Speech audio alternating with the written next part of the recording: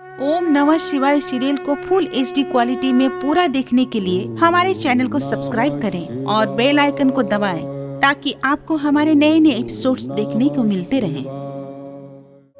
मैं ओंकार हूं, सज्जनों व सत्पुरुषों के हृदय मंदिर में सद्भावना, सदाशयता और विश्व कल्याण रूपी मधुर घंटियों की टंकार हूं। मैं ओंकार हूं।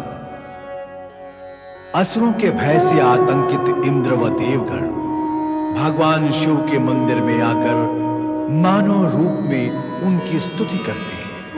हिरण्याक्ष माता दिति को अपनी विजय की सूचना देता है तो दिति उसे पृथ्वी को पाताल लोक में ले जाने का आदेश देती है, जहां देवगण व ऋषिगण पर असुरों के अत्याचार देखकर दिति व हिरण्याक्ष प्रसन्न होते हैं। शिव पार्वती ये देखकर श्री हरि विष्णु को प्रेरित करते हैं। वे वाराह अवतार में पाताल लोक जाकर हिरण्याक्ष का वध करके पृथ्वी का उद्धार करते हैं। हिरण्याक्ष का कटा सिर देखकर दिति विकल होती है। हिरण्यकश्यप विष्णु से प्रतिशोध की प्रतिज्ञा करता है। दिति हिरण्यकश्यप को दैत्यों को संगठित कर पुनः स्वर्ग पर आक्रमण करने का आदेश देती है। दुंदुभि निनाद सहित असुर पृथ्वी लोक पर आक्रमण करते हैं। हिरण्यकश्यप अपनी माता दिति का शक्ति रूपी आशीर्वाद प्राप्त कर दल बल सहित पृथ्वी विजय कर वापस अपने महल में लौटता है। दैत्य राजमाता महाबली हिरण्यकश्यप ने पृथ्वी को विजयी करके सिंहासन ग्रहण कर लिया है।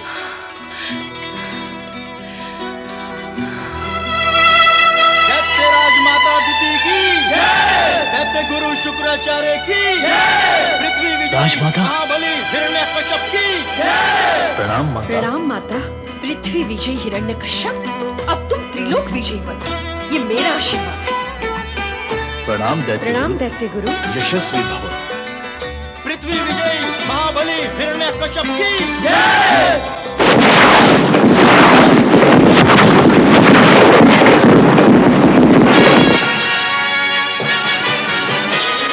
महाप्रतापी महाबली दैत्यराज हिरण्यकश्यप की जय, दैत्यराज हिरण्यकश्यप की जय, दैत्य गुरु शुक्राचार्य की जय। दैत्यवीर दैत्य गुरु शुक्राचार्य की बधाई स्वीकार करो। तुमने पृथ्वी विजय करके दैत्य कुल की प्रतिष्ठा को बढ़ाया है तो मानव कुल और देवगण में भय भी व्याप्त कर दिया है।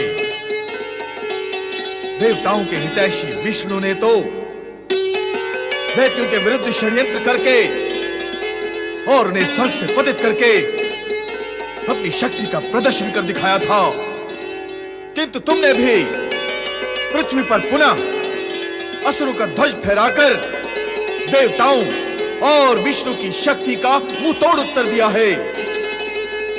हम तुम्हारे दैत्य गुरु तुमसे प्रसन्न हुए। दैत्यराज हिरण्यकश्यप की जय, दैत्य गुरु शुक्राचार्य की जय। हिरण्यकश्यप हिरण्यकश्यप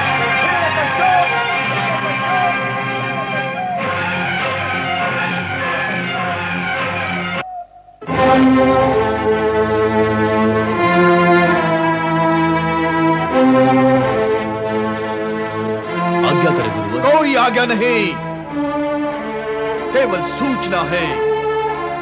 सूचना तुम्हें सावधान करने की। कैसी सूचना गुरुवर? हिरण्यकश्यप, तुम्हें शीघ्र ये राज सिंहासन त्यागना होगा।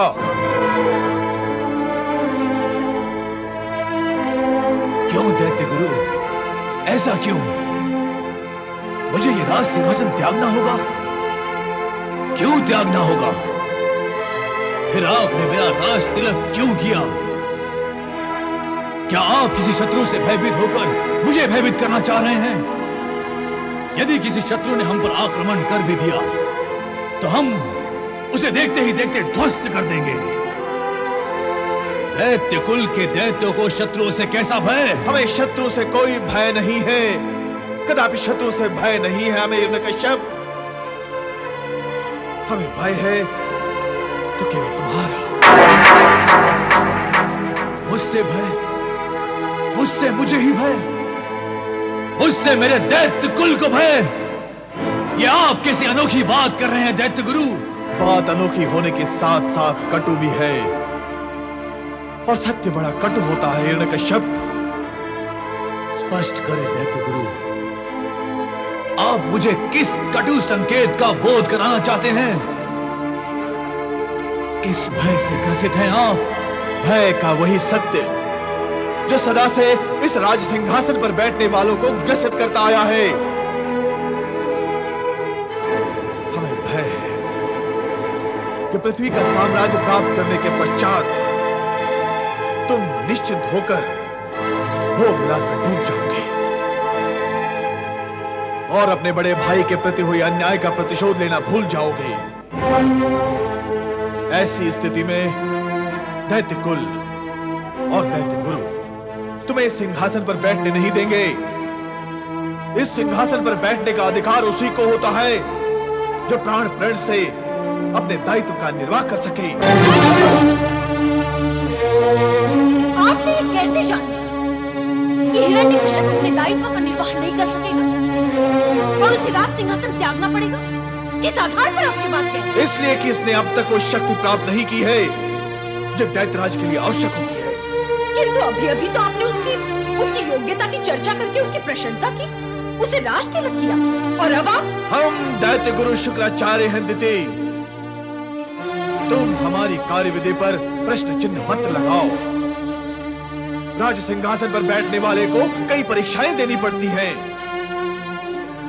उसकी पात्रता को परखना होता है।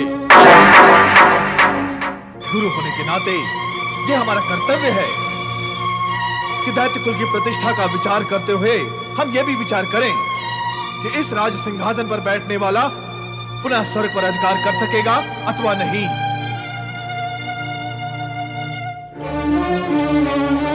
पृथ्वी और पाताल पर दैत्य साम्राज्य का ध्वज फहराकर शत्रु देवताओं से और उनके हितैषी विष्णु से उसकी कुटिलता को विफल कर सकेगा अथवा नहीं। यदि नहीं तो इस सिंहासन के योग्य पात्र नहीं है। यदि हाँ तो इसे कठोर तपस्या करनी होगी। कठोर तपस्या? किस लिए दैत्य गुरु? दिति, तुम प्रश्न पर प्रश्न करके हमारे गुरुत्व के अधिकार को चुनौती दे रही हो। गुरु प्रश्न करते हैं और उत्तर सुनते हैं।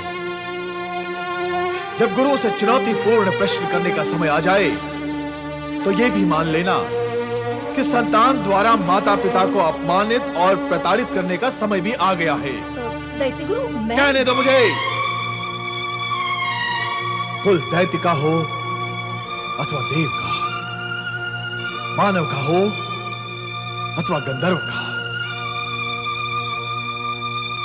यदि वहां भी माता पिता और गुरु अपमानित होने लगे तो यह अटल सत्य है कि काल उस कुल को कुतर कुतर कर हंसते हंसाते खा जाता है। दैत्य कुल पर ऐसी विकट और भयंकर स्थिति ना आए, इसलिए दिति तुम्हें सावधान रहना होगा। क्षमा करें दैत्य गुरु, मेरा अभिप्राय आपके अधिकार को चुनौती देना नहीं, उसे गरिमा प्रदान करना ही है। यदि आपकी आज्ञा है तो हिरण्यकश्यप तपस्या अवश्य करेगा। हाँ गुरुवर, मैं आपकी आज्ञा का पालन अवश्य करूंगा। इसी में तुम्हारा, हमारा और समूचे दैत्य कुल का हित है। तुम्हारी माता दिति का विचार है कि तुम शक्तिवान हो, तुम्हें तपस्या करने की कोई आवश्यकता नहीं, किंतु मैं चाहता हूं कि तुम कठोर तपस्या द्वारा ब्रह्मा को प्रसन्न करके उनसे अजयता का ऐसा वरदान मांग लो जो आज तक किसी असुर ने नहीं मांगा हो। तब तुम सर्वशक्तिवान बन जाओगे, शत्रु तुम्हारी ओर दृष्टि उठाकर भी नहीं देख सकेगा। कहो, तुम्हें मेरी यह आज्ञा स्वीकार है अथवा नहीं? यदि नहीं तो मैं चला। गुरुवर, मैं आपसे एक बार फिर कहता हूं कि मैं आपकी आज्ञा का पालन अवश्य करूंगा। वत्स, मैं जो कह रहा हूं और करवाना चाहता हूं वो दैत्य कुल की भावी सुरक्षा के लिए अति आवश्यक है। मैं आपका अभिप्राय समझ रहा हूं गुरुवर। मैं आज ही तपस्या के लिए प्रस्थान करूंगा। तपस्या आरंभ करने से पूर्व तुम्हें एक प्रण करना होगा। प्राणों पर संकट आने पर भी तुम तपस्या से डिगोगे नहीं। मैं प्रण करता हूं और आपको विश्वास दिलाता हूं गुरुवर कि इस तन में प्राण रहते हर संकट को झेलकर मैं अपनी तपस्या पूर्ण करूंगा। मेरा आशीर्वाद तुम्हारा मार्गदर्शन करेगा और तब तुम जगत के सर्वशक्तिवान सम्राट कहलाओगे। दैत्य गुरु शुक्राचार्य की जय, दैत्यराज हिरण्यकश्यप की जय, दैत्यराज हिरण्यकश्यप की जय।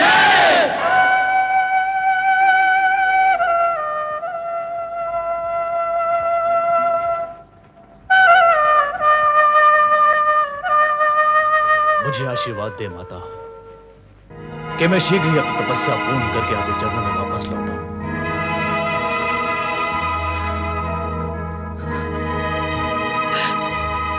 जाओ पुत्र, बड़ी सफलता के लिए कठोर तपस्या करने अवश्य जाओ। विधाता तुम्हें सामर्थ्य और सफलता दे।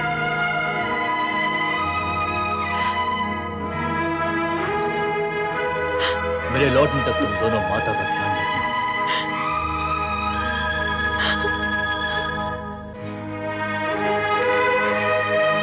सेनापति दुंदुभिनाथ, हमारी अनुपस्थिति में तुम दैत्य साम्राज्य का संचालन करोगे। आपकी आज्ञा का पालन होगा महाबली।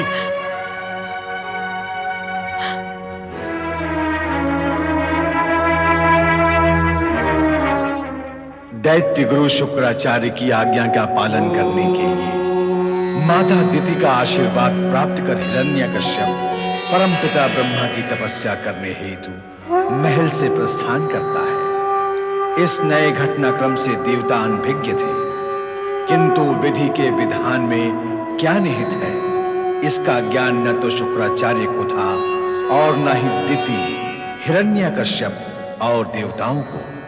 विधि के विधान का ज्ञान तो केवल विधाता को ही होता है। विधाता अथवा रुद्रेश्वर, महेश्वर, कल्याणकारी शिव, जिनके केवल इंगित मात्र से ही ये संसार क्रम चलता है।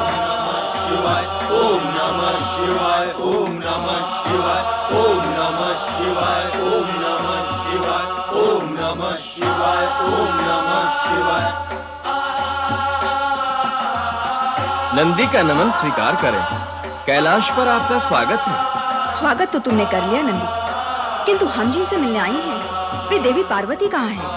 माता पार्वती इस समय अपने कक्ष में ध्यान पूजा में व्यस्त हैं।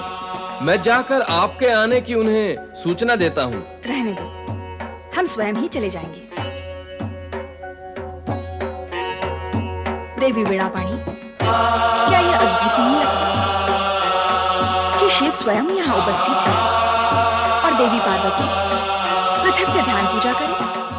इसकी आवश्यकता ही क्या रह जाती है? पिता हिरण्याक्ष, पिता हिरण्याक्ष, कहाँ हैं आप? पिता हिरण्याक्ष, पिता हिरण्याक्ष। आश्चर्य है, पुत्र को इस बात का अभी तक ज्ञान भी नहीं कि भगवान विष्णु ने वराह अवतार लेकर इसके पिता हिरण्याक्ष का वध किया है। पिता हिरण्याक्ष, कहाँ हैं आप? आप बोलते क्यों नहीं? यदि नहीं बोलेंगे तो आपके संध्या पुत्र को ज्ञात कैसे होगा कि आप कहाँ हैं? नारायण नारायण। अंधकासुर, अपने पिता हिरण्याक्ष को पुकार कर अब कोई लाभ नहीं होगा, क्योंकि अब वो नहीं आएंगे। क्यों नहीं आएंगे? मैं उनका पुत्र हूँ, वो मेरे पिता हैं। पुत्र की पुकार सुनकर वो क्यों नहीं आएंगे? बोलो, क्यों नहीं आएंगे? वो अवश्य आएंगे। परंतु तुम कौन हो? क्या जानते हो मेरे पिता हिरण्याक्ष के बारे में? यही कि वो अब कभी नहीं आएंगे, क्योंकि वो अब इस जीवन लोक में नहीं, मृत्यु लोक में जा चुके हैं। झूठ बोलते हो तुम, शत्रु हो तुम मेरे और मेरे पिता के। तुम नहीं चाहते कि यह पुत्र अपने पिता से मिल सके। मेरे पिता मर नहीं सकते, कभी नहीं मर सकते। वो वरदानी है वो। शांत हो जाओ अंधकासुर, शांत हो जाओ।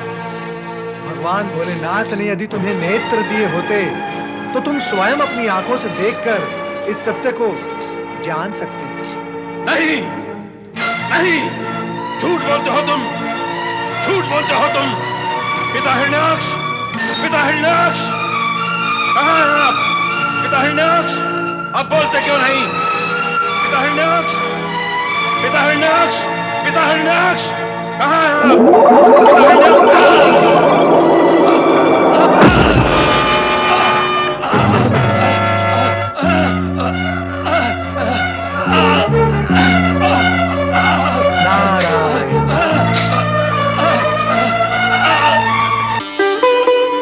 देवर्षि नारद, आप? माता, मुझे इनके साथ यहाँ देखकर आश्चर्य न व्यक्त करें। मेरे आश्चर्य का कारण और अनुमान तुमने लगा लिया नारद। क्या करूं माता, अनुमान लगाने और कारण जानने का अभ्यास है मुझे। नारायण नारायण। सत्य यह है माता कि मैं इस समय ब्रह्मलोक और विष्णुलोक को भ्रमण करके यहाँ आ रहा हूँ। इन दोनों माताओं के दर्शन वहाँ नहीं हुए, इसलिए इनके पीछे पीछे मैं यहाँ चला आया।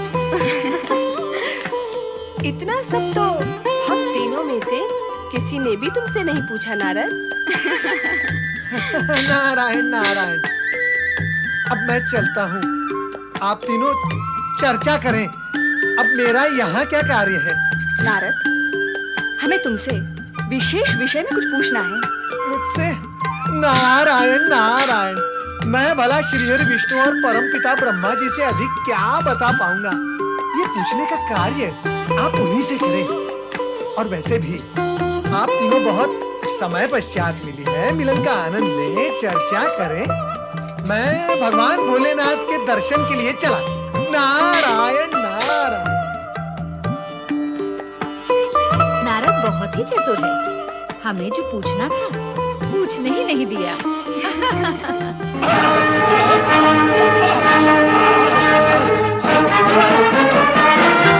ये सत्य है कि यदि जगत में सभी देवतुल्य हो जाएंगे तो जीवन का रस ही समाप्त हो जाएगा। किंतु सत्य ये भी है कि यदि सभी दैत्यतुल्य हो जाएंगे तब भी जीवन दुर्भर हो जाएगा। अब उस हिरण्यकश्यप को देखो, घोर तपस्या करके ब्रह्मदेव को प्रसन्न करने में लगा हुआ है। यदि उसकी तपस्या सफल हो गई और उसे वरदान प्राप्त हो गया तो देव मानव सभी को कष्ट होगा। फिर त्रिदेवों की भागदौड़ आरंभ होगी तो कष्ट हमें भी होगा। इसीलिए देवी सरस्वती, आप ब्रह्मदेव से कहें कि वो उसे कोई वरदान न दे, अन्यथा वो उत्पात किए बिना नहीं रहेगा।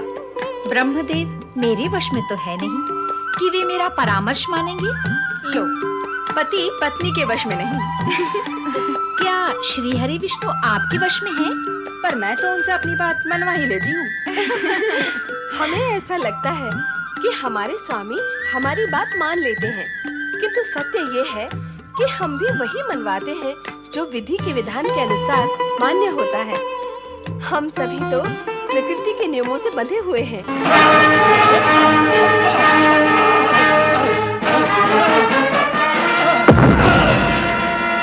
अंधकासुर पौत्र, ये मैं कहाँ आ गया? तुम अपने ही राजमहल में हो पौत्र। नारायण नारायण। ओम नमः शिवाय। आओ नारद, क्या ये दोनों देवियां कैलाश पर तुम्हारी ही प्रेरणा से आई हैं? भोलेनाथ, आप तो सर्वज्ञ और अंतर्यामी हैं। भला मुझसे क्या पूछना? मैं तो स्वयं आपसे पूछने के लिए इच्छुक हूँ। तो तुम कुछ पूछने आए हो? चतुर तो हो ही। पूछो, क्या पूछना है? भोलेनाथ, दैत्य गुरु शुक्राचार्य आपके आराधक और शिष्य भी हैं। हाँ हैं। तो आपने दैत्य गुरु शुक्राचार्य द्वारा हिरण्यकश्यप को तपस्या के लिए क्यों भेज दिया भगवान? वो दैत्य कठोर तपस्या करके परमपिता ब्रह्मा जी से इच्छित वर प्राप्त करेगा और फिर उसकी दुष्टता बढ़ेगी, उसके अत्याचार बढ़ेंगे। हे भोलेनाथ, फिर स्वर्ग और देवताओं का क्या होगा? इसका उत्तर तो हम तुम्हें पहले ही दे चुके हैं नारद। कब? कौन सा उत्तर भोलेनाथ? वही उत्तर जिसमें हमने भगवान विष्णु के अवतारों की चर्चा की थी। विष्णु? बस अब अधिक कुछ न पूछना, हम बता नहीं सकेंगे।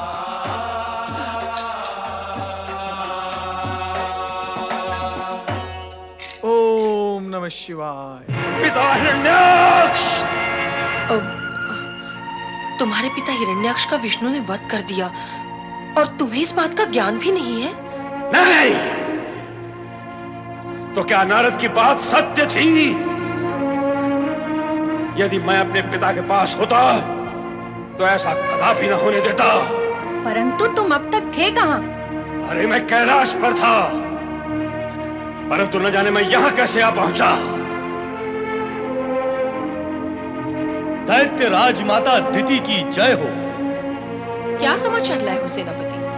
दैत्य साम्राज्य में सब कुछ कुशल है और दैत्य सम्राट हिरण्यकश्यप ने कठोर तपस्या प्रारंभ कर दी है। आज हिरण्यकश्यप ने तपस्या प्रारंभ कर दी? पर किस लिए? तुम्हारे पिता के वध का प्रतिशोध लेने के लिए।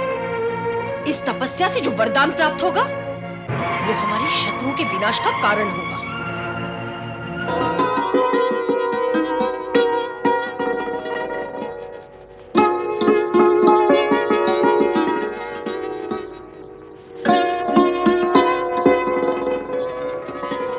होलिका,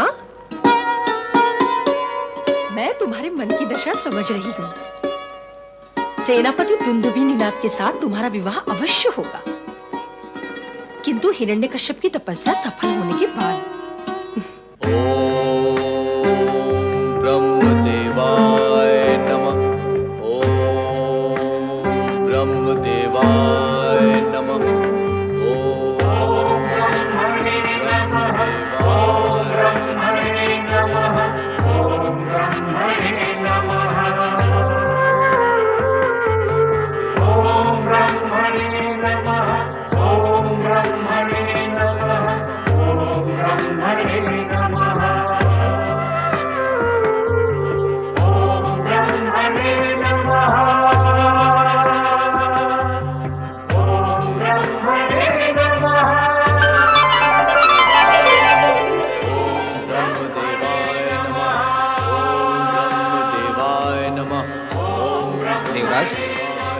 देव ऋषि ने सत्य ही कहा था कि ये दैत्य तपस्या में सफल होकर ही रहेगा। इसकी सफलता हमारे लिए कष्टों का कारण होगी देवराज। इसका उपाय करना ही होगा। इसकी तपस्या खंडित करनी ही होगी, क्योंकि यह निश्चित है यदि यह सफल हो गया तो अनर्थ हो जाएगा, अनर्थ। आप सब अपनी अपनी शक्तियों का प्रयोग करें और इसे यहां से भगा दें। ऐसा ही करना होगा।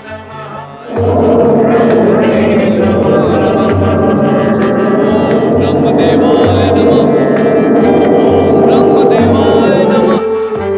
ओम ब्रह्मदेवाय नमः। ओम ब्रह्मदेवाय नमः। ओम ब्रह्मदेवाय नमः।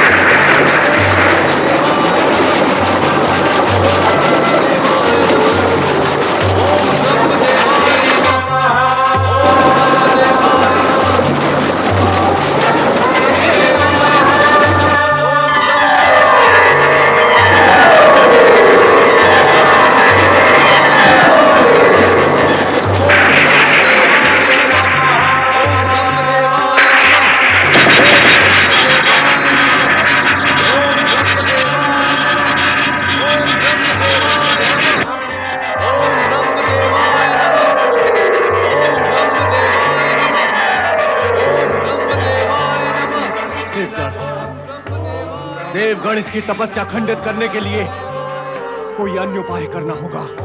ओम ब्रह्मदेवाय नमः। रक्षा करे परमपिता, रक्षा करे परमपिता, रक्षा करे, हमारी रक्षा करे परमपिता, हमें पुनः संकट में घिरने ना दें। परमपिता, अब आप ही हमारा उद्धार कर सकते हैं। देवराज, ये क्या है? आप जब तब आकर हमारा ध्यान भंग कर देते हैं। सृष्टि रचना के कार्य में बाधा पहुंचाते हैं। ये सब क्या आप देवगण को शोभा देता है? अकारण नहीं ब्रह्मदेव, कारण उत्पन्न होने से ही हम उपस्थित हुए हैं। कारण तो कभी समाप्त नहीं होंगे, तो क्या आप सदा हमारा ध्यान भंग करते रहेंगे? अपने कष्टों के निवारण और स्वार्थ पूर्ति के लिए समय असमय त्रिदेवों के कार्य में बाधा डालने की कुटैव हो गई है आपको। यह आपके लिए उचित नहीं है। ध्यान भंग करना, वह कार्य में बाधा पहुंचाना हमारा उद्देश्य नहीं होता है ब्रह्मदेव।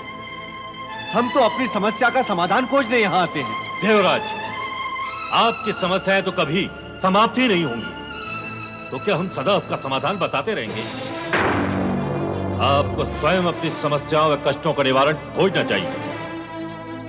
आप हर समय हमसे ही सहायता की अपेक्षा क्यों करते रहते हैं? परमपिता, हम तो ये कहने आए थे कि दैत्यराज हिरण्यकश्यप आपसे वरदान पाने के लिए कठोर तपस्या कर रहा है। उसका एकमात्र उद्देश्य है हमसे प्रतिशोध लेना।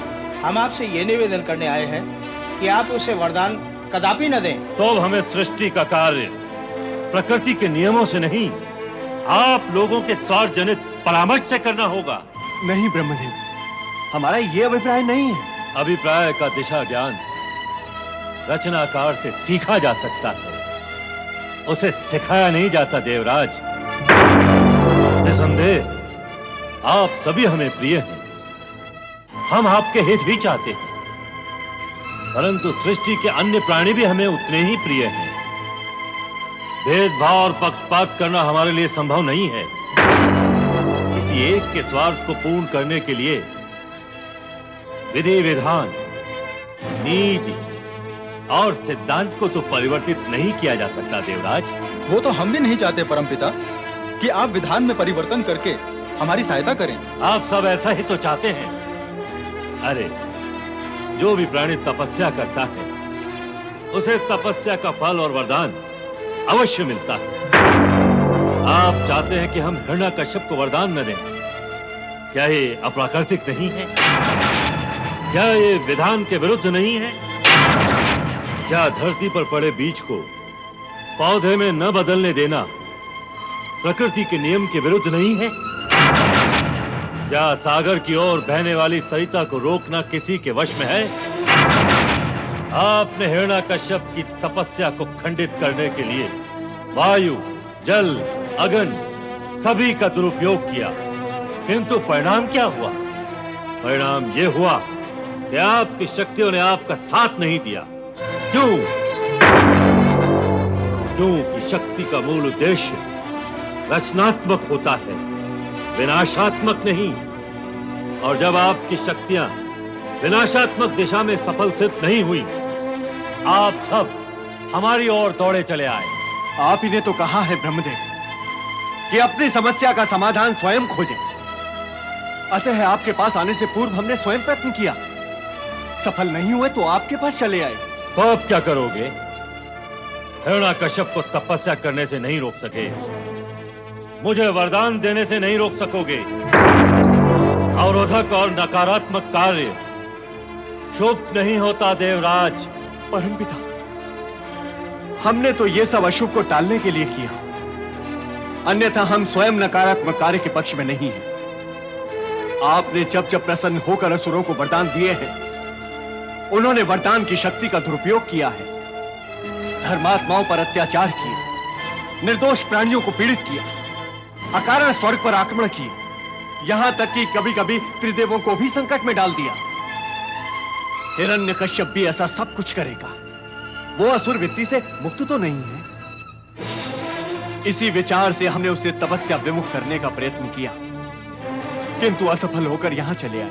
देवराज, क्या अंधकार को अंधकार से और अहंकार को अहंकार से मिटाया जा सकता है? क्या अंधकार को मिटाने के लिए प्रकाश और अहंकार को मिटाने के लिए ज्ञान की आवश्यकता नहीं होती? दुर्बलता का रुदन करोगे तो दुर्बलता में ही वृद्धि होगी। अरे, उसे दूर करने के लिए क्या शक्ति का संचय करने की आवश्यकता नहीं होती? हिरण्यकश्यप दैत्य होते हुए भी तपस्या करके शक्ति और वरदान प्राप्त कर सकता है। तो आप सब देवता होकर भी शुभ कार्यों के बल पर अधिक बलवान नहीं हो सकते। अरे दुर्बल और भयभीत होकर दूसरों को मिटाने की अपेक्षा स्वयं कोई शक्तिवान क्यों नहीं बना लेते? क्या वह आपको मिटा ही न सके? वरदान तपस्या का प्रतिदान होता है। यदि हमने वरदान देने की परंपरा को समाप्त कर दिया तो इस जगत से धर्म और तपस्या का महत्व ही समाप्त हो जाएगा। वरदान तो हिरण्यकश्यप को प्राप्त अवश्य होगा। आपके लिए भी मार्ग खुला है। आप भी प्रयत्न करें, आपको उससे बड़ी उपलब्धि प्राप्त हो सकती है। स्वामी, हिरण्यकश्यप की तपस्या आज सर्वत्र चर्चा और चिंता का विषय बन गई है। मेरा विचार है कि उसे वरदान देने का विचार आप त्याग ही दें। नियम में अपवाद भी तो हो सकता है। यह नियम के साथ साथ सिद्धांत का प्रश्न भी है देवी। उसके गणित में कभी अपवाद नहीं हो सकता। क्या कभी ऐसा हुआ है अथवा भविष्य में ऐसा हो सकता है क्या कि 1 और 1 3 अथवा 4 हो जाएं? परामर्श सदा नीति और न्याय संगत होना चाहिए। हम आपका परामर्श स्वीकार नहीं कर सकते। हमारा हर कार्य भगवान शिव और श्री हरि विष्णु के समर्थन से ही संपन्न होता है। 1 और 1 के 3 मान लेने के अपवाद की स्वीकृति वह हमें कदापि नहीं देंगे। इस विषय पर और विवाद करना व्यर्थ है।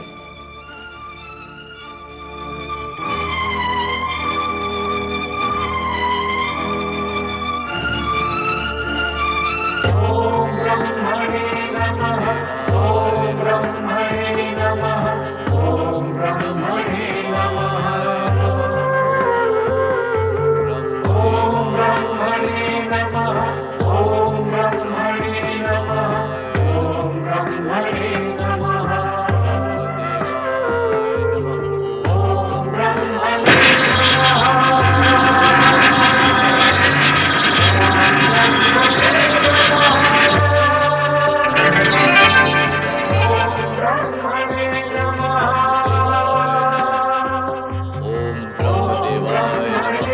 देवराज, ये ज्वालाएं अवश्य स्वर्ग में प्रवेश करेंगी और हमें वहां से भागना पड़ेगा। आप इस दैत्य की तपस्या भंग करने का कोई शीघ्र उपाय करें देवराज।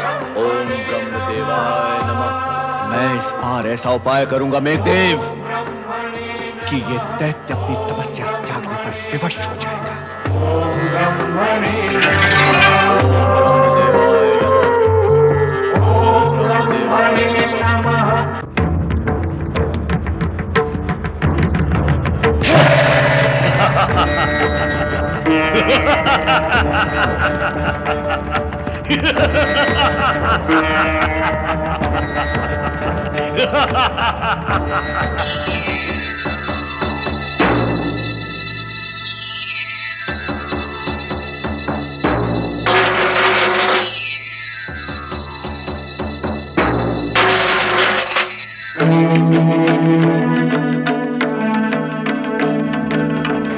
असुर महारानी कयाधु की जय हो।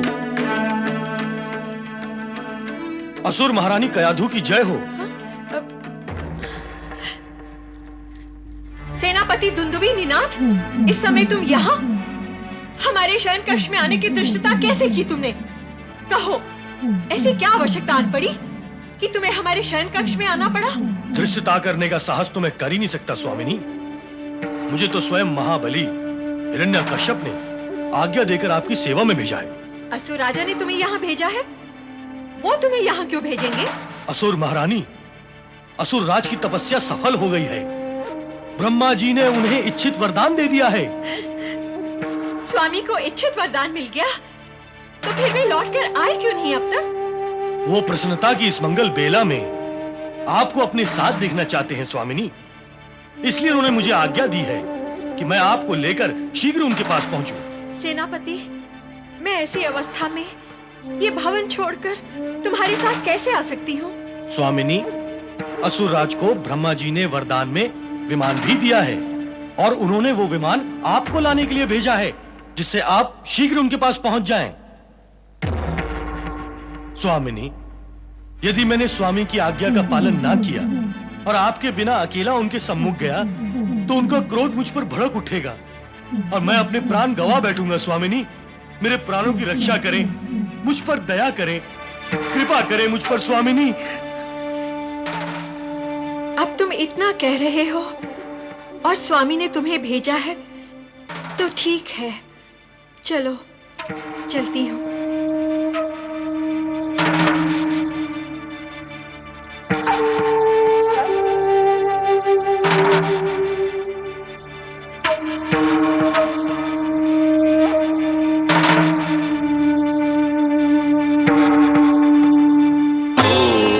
नमः शिवाय, ओम नमः शिवाय, ओम नमः शिवाय, ओम नमः शिवाय, ओम नमः शिवाय, ओम नमः शिवाय,